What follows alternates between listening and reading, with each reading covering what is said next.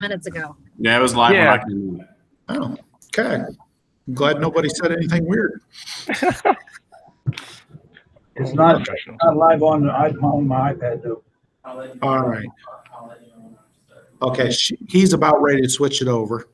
We're ready, Tristan, whenever you are. You're waiting for, okay, there we go. Okay, Dr. Swab, if you don't mind, I'll say a couple words and then we'll get moving. All righty. All right, well, here we are. Thank you for joining us with our second virtual board meeting for the Bradford Board of Education. Today is the 11th of May at 6:30. We're going to begin this meeting in just a minute. We have virtually everybody except me and Carla and Mark here. And I've got feedback from here. All right. Okay, he's about ready. Okay. That being said, Dr. Swab, everything's yours. Great. Thank you. I'd like to call the Bradford Exempted Village Board of Education May 11th regular session to order, and if we could stand for the pledge. Pledge allegiance to the flag of the United States of America, and to the republic for which it stands, one nation, under God, indivisible, with liberty and justice for all.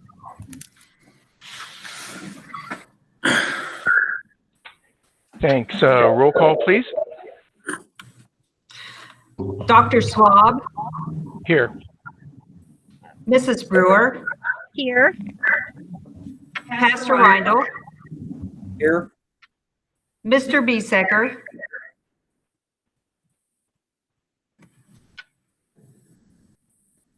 His mic is off. Sorry about that. Here. Mr. Miller. Here. Thanks. I'd like to welcome everyone here this evening to our second virtual meeting. And it's a virtual open meeting due to the state of emergency as recognized on April the 20th at our April 20th board meeting. So tonight's agenda, we have our adoption. We'll approve our minutes. We have reports from our administrative team. We'll review reports from our treasurer. And we'll have, we have no old business. We have new business where we'll be doing hiring of multiple different positions for the upcoming year. And then we will have a resolution at the end. And there will be an executive session at the end for which there'll be no actions taken after return from executive session. So at this point, I'd like to turn it over to our staff for the student spotlight. All right. Thank you, Mr. Swab. I'm going to go over the class of 2020, the valedictorians, salutatorians. Valedictorians Mercedes Smith. So it's my pleasure to introduce the class of 2020 valedictorian Mercedes Smith. Mercedes is the daughter of Angela Gamble. She has participated in powerlifting for 3 years, cross country for 3 years, marching band, pep band, and concert band for 4 years, track and field for 4 years, and basketball for 1 year, all while maintaining a 3.98 GPA.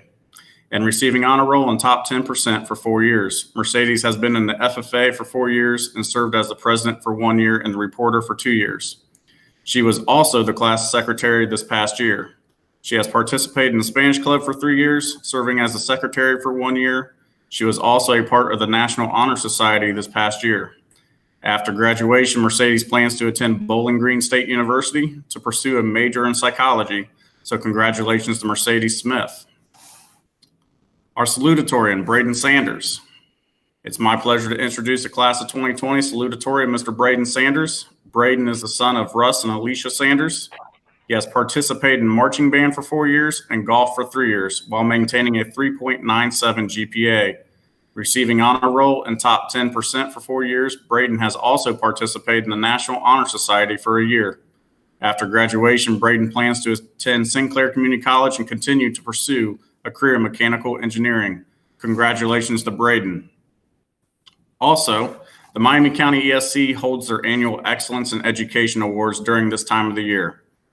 These two students have been selected to attend the award ceremony to accept their Val and Sal Awards and to speak about which Bradford teacher had the biggest impact on their education while at Bradford. This year, Mercedes has picked Mr. Patrick White, and Braden has selected Mr. Ryan Schultze. Congratulations to both the students and their teachers. The award ceremony will now be virtual next week, held on May 18th. So thank you. Thank you very much. It's always great to see that great success that our students have. Next is, do we have any additions or deletions to the printed agenda? Hearing none, may I have a motion for approval? So moved. In a second. Thank you. Roll call for approval.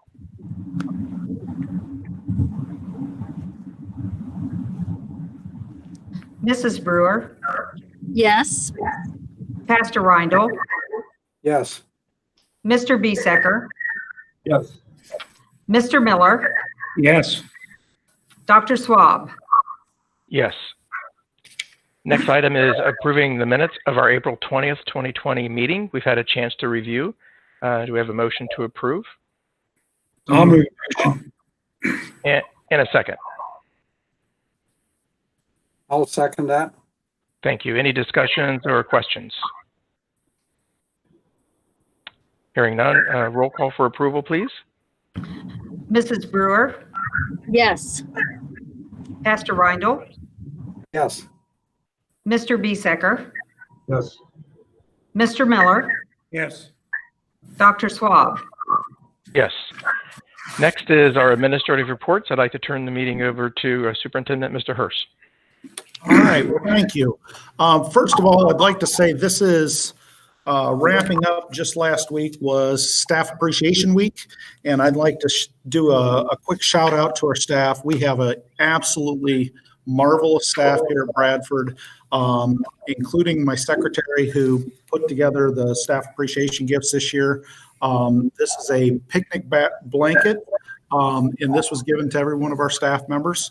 It opens up where it is flannel on one side, and the back side is a weather-resistant covering. So if you do have a picnic or if you're at a ball game or something, it could protect you from the damp or the weather, whatever may come about. So those were really nice and turned out very nice. And thank you to Sandy and everybody here for doing what you do. It's definitely a taxing year, something different than nobody expected, and to have what we've got this year with people going above and beyond, it's just amazing seeing the education that's happened this school year. So thank you to everybody. One of the things that has changed, and this was not part of the agenda, but through the communication with the COVID crisis, we talked about the DC trip this year and what it would mean to our community members to be required to bring in that kind of money this year. So after a lot of discussion, we talked about and we decided that this year's DC trip is going to be postponed until next school year. So we'll have two groups go together.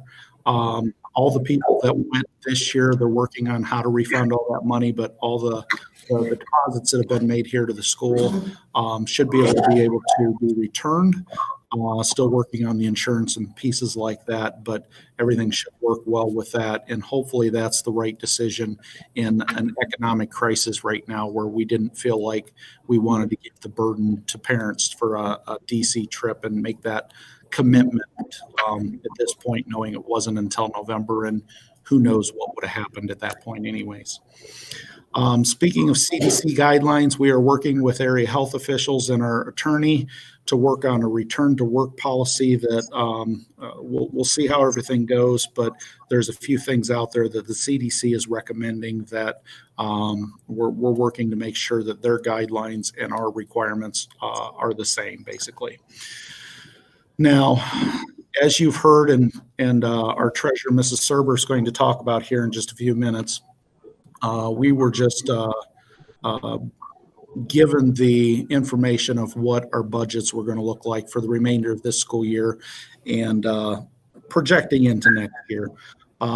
We are basically losing a substantial amount of our budget this school year with $74,000 cuts.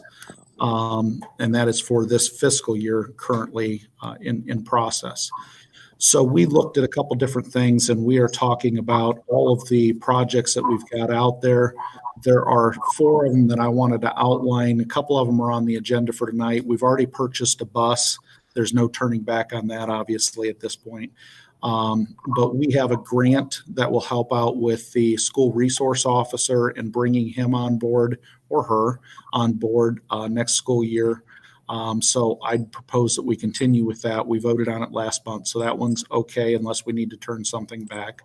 But the 2, and one that's in process, we've got a sizable grant to help us out with offsetting the expenses for our vestibule project. And that is going to be discussed tonight as well a little bit. I can show you renderings here in just a few minutes. And then the third one is sealing our pavement out here in the parking lot. Those are 3 projects that are in motion right now that we kind of wanted to make sure that we were heading towards and completing since we were already on that path and made commitments with other people. And if we don't use the grant money, we lose the grant money. So my thought process is it doesn't completely pay for those projects, but it certainly will get us a long way down the road with those.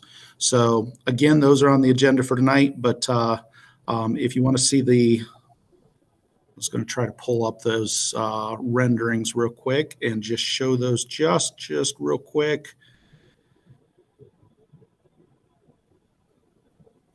Sorry, this is, here we go. This is the front of the building. We would have a place here for the 2 doors, obviously, that would come in directly behind those. The existing doors are right here behind those 2 doors. And then there's a 30-inch wall over here that kind of elbows around, gives us a space for a little bench here, and gives us a nice front there to have this wall all the way across the front of our building. The second piece here is the back of the building. Our current entrance is right here, and then this is the angled porch where the gymnasium doors would be right behind these 2 doors. All this would be enclosed with the 2 doors on the outside, and then of course the doors over here that would lead directly into our office as well. So those are the renderings. We've got lots more information we can share with the board members here, but we wanted to share those out with everybody to let you know kind of where we are with those projects and kind of my methodology of proposing those to continue as opposed to putting a complete stop and losing all that grant money that's out there for us. So with that, unless you have questions, I will turn it back to Dr. Schwab.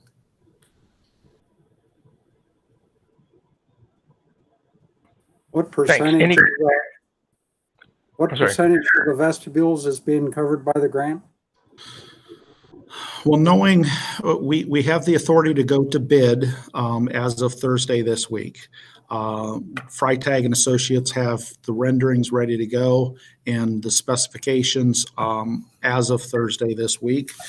When those bids come back, we expect them to be somewhere in the neighborhood of $120,000, of which we've got at least $40,000 right now to offset that cost with the Bureau of Workers' Comp grant.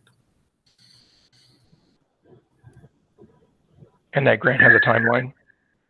Yes, if it's not completed by August, we don't get the money. Understood. Any other questions for Mr. Hurst on his presentation? Thank you. Thank you very much. Next, Mrs. Levy. Good evening. I would like to first of all commend our community for all that they did and the loss of one of our students. They really stepped up and helped us with the grieving of one of our students here at Bradford. We hope that in the fall we can do something to acknowledge and remember him when school year first starts up again for Caleb and his family. But like I said, we come together as a community. I feel like we had the crisis team here to help if the kids needed them. We had a group meeting to have the students that were in the same class as theirs, and that went really well for those kids.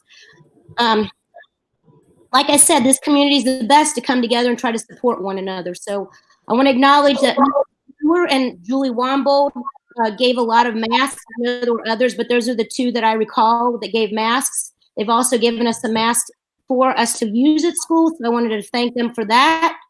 We're coming near the end of the school year. We've been doing Students of the Week every week, and that's been going well. We recognize them on Facebook and Dojo and we send them out letters recognizing them.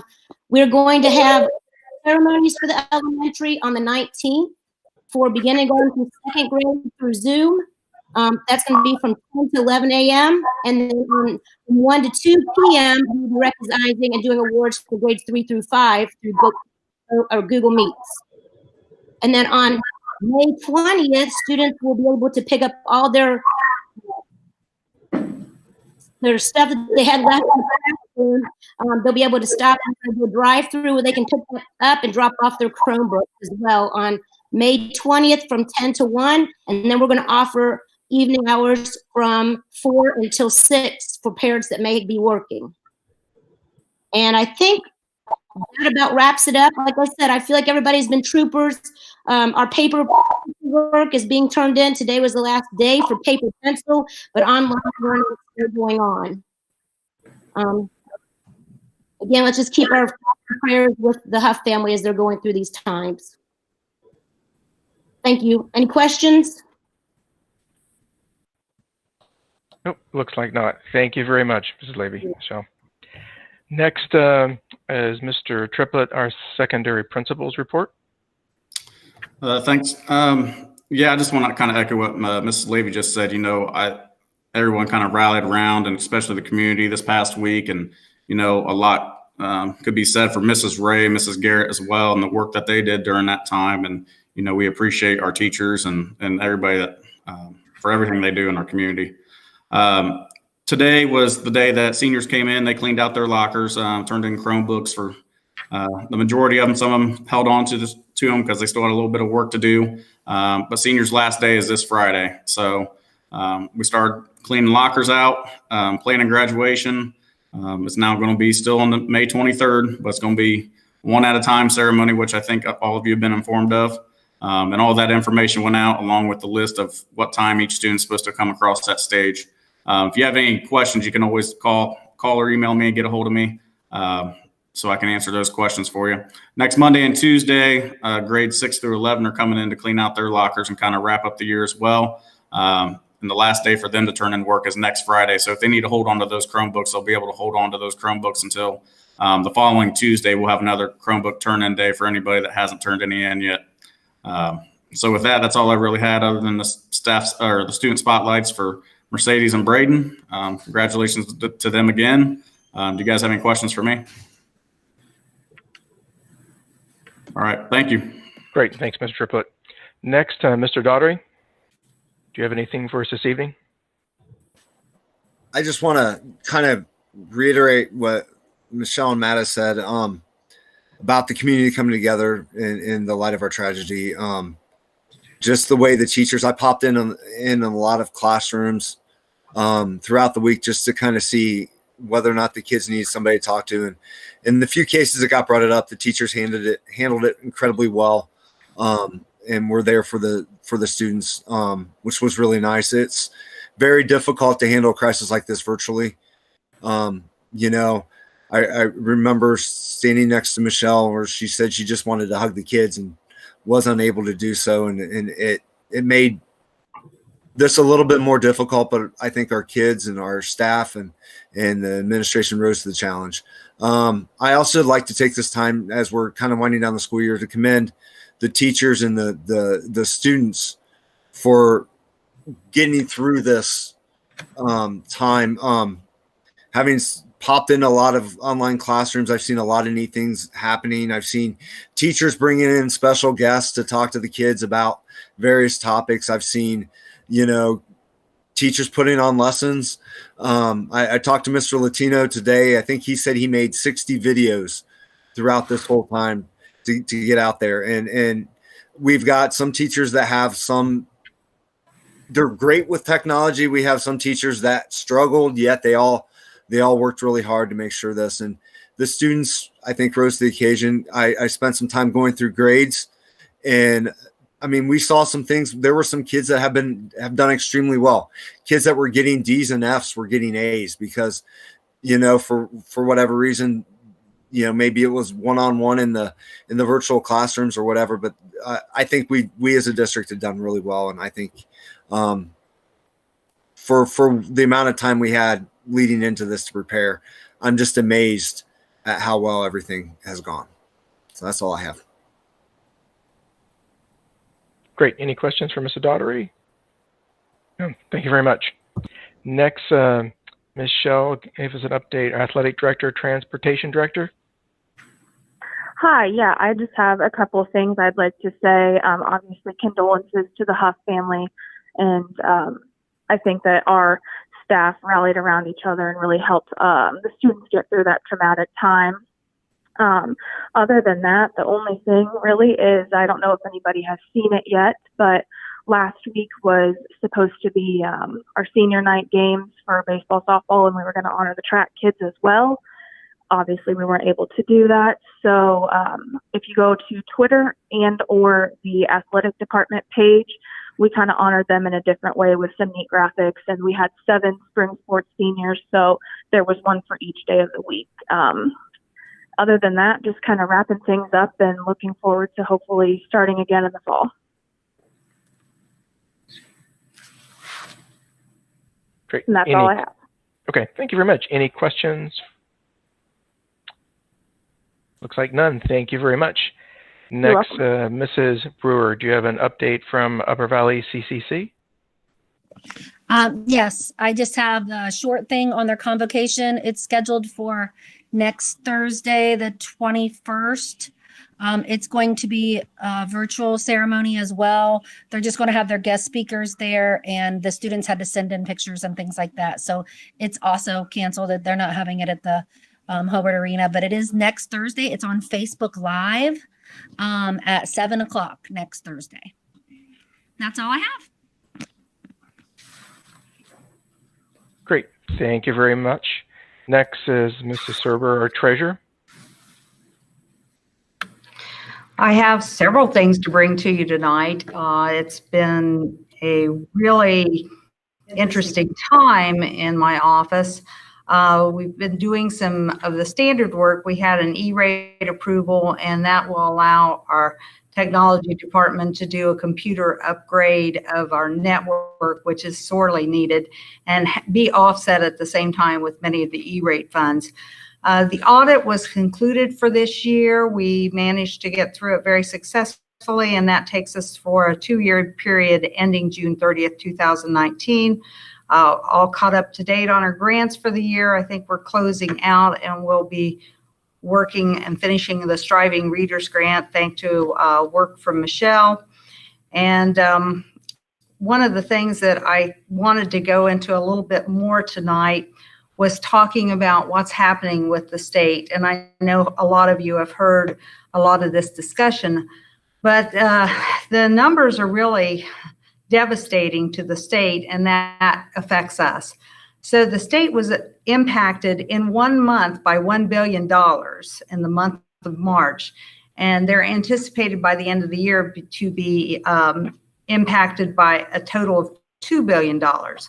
Well, since we receive approximately 42% of the state budget is tied to schools, and 65% of our budget is tied to schools, so that means that it's going to have a tremendous impact on us. And I just brought some bullet points tonight for you to have a little understanding of some of the things that we're dealing with.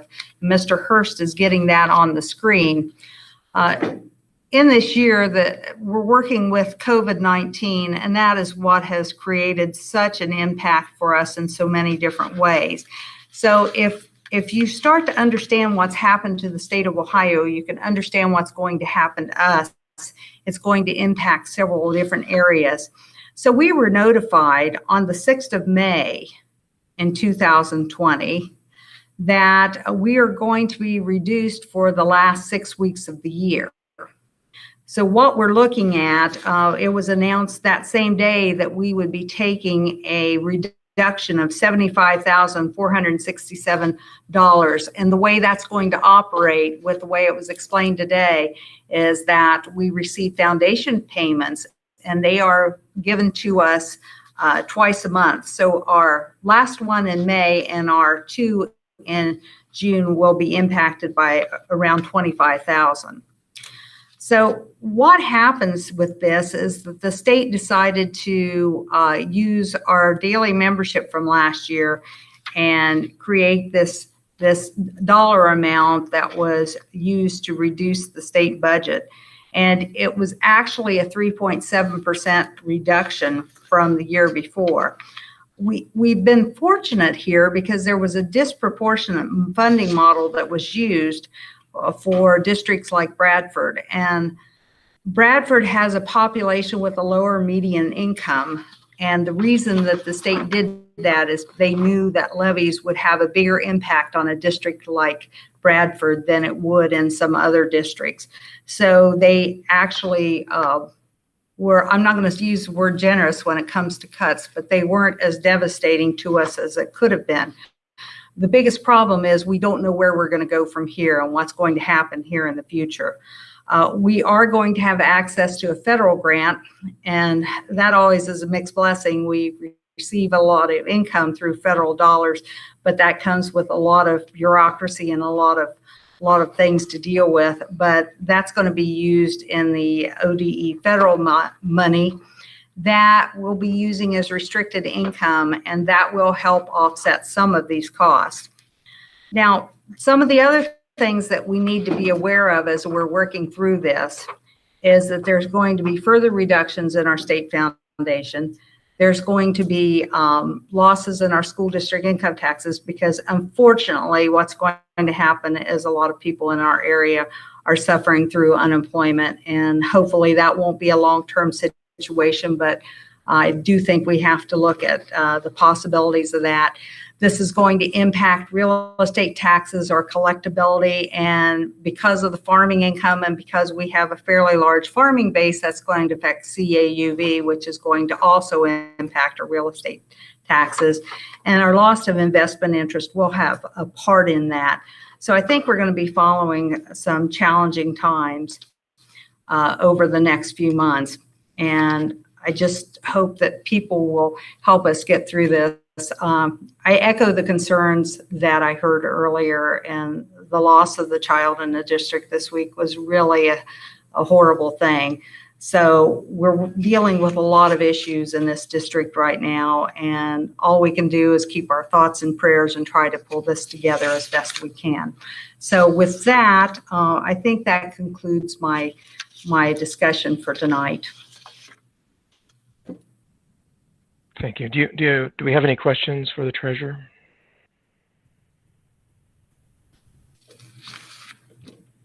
Thank you very much. Next is our public participation section, and we had no requests for public participation. Next is the financial report from the treasurer, which is consent calendar items 1 through 16. The superintendent recommends approval of the financial journal, the check register, the now and then certifications for obligated bills, approving the permanent appropriations, approving transfers and advances for the month. And also then there is an explanation for the Common Ground Christian Church donation for lunches, which I won't reiterate. It's on the agenda for those to review. Item 7 is authorizing the treasurer to file the 5-year revised forecast. Next item will be accepting donations from the community club for a bench, from Teresa Patty in the memory of Dick Patty for a bench, Dorothy Huggins in memory of Sam Huggins for a bench, as well as mass donations from Maria Brewer, Julie Wombold, Deb Waring, and Pat Maxwell. We'll also be accepting a donation from the University of Urbana for supplies and classroom, and approving the regular state Ohio audit for the fiscal year ending June 30th, 2019 and 2018. Do we have a motion to approve those items? I'll move a motion. And a second, please. I'll second. Any questions? Any questions or discussion regarding those items up for approval?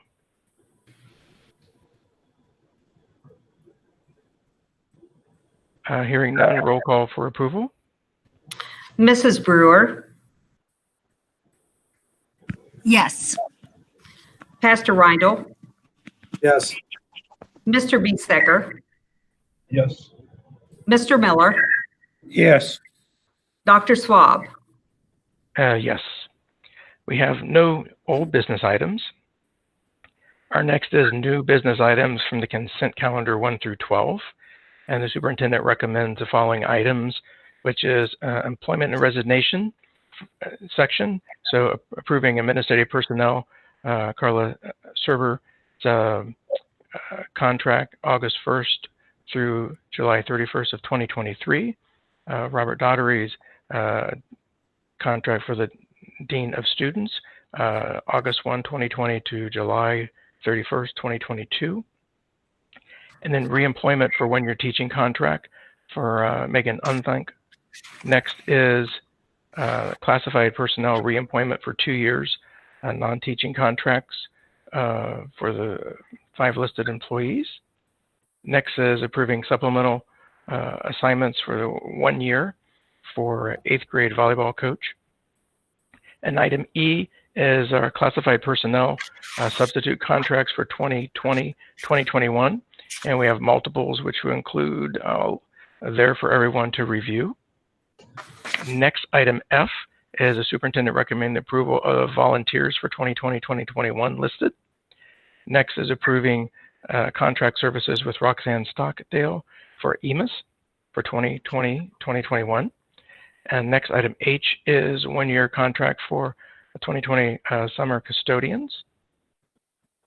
And next is item 2, approving contract with Meta Solutions for internal connections in connection with the E-rate funding. Item 3 is approving the Miami County ESC for the 2020-2021 school year. And next item is approving tuition reimbursement for Sarah Timmerman. And next item is item 5, which is regarding payment. It's a resolution, whereas the governor's declared a state of an emergency, and it's been echoed by the state health director.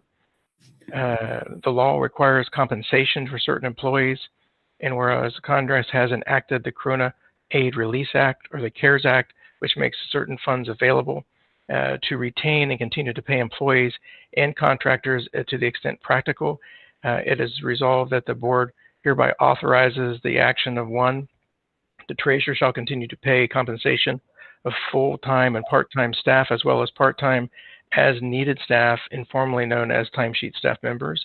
Number 2 is payments will be based on regular compensation or schedule, which individuals will have worked had no closure occurred. And 3, the board authorizes these payments from the date of closure to the earlier the contract end year, or at such time the employee or contractors identified have returned to regular work. Next item, item 6, is recommended approval of summer hours for employees for 10 4-hour days, 6 a to 4:30 p. Monday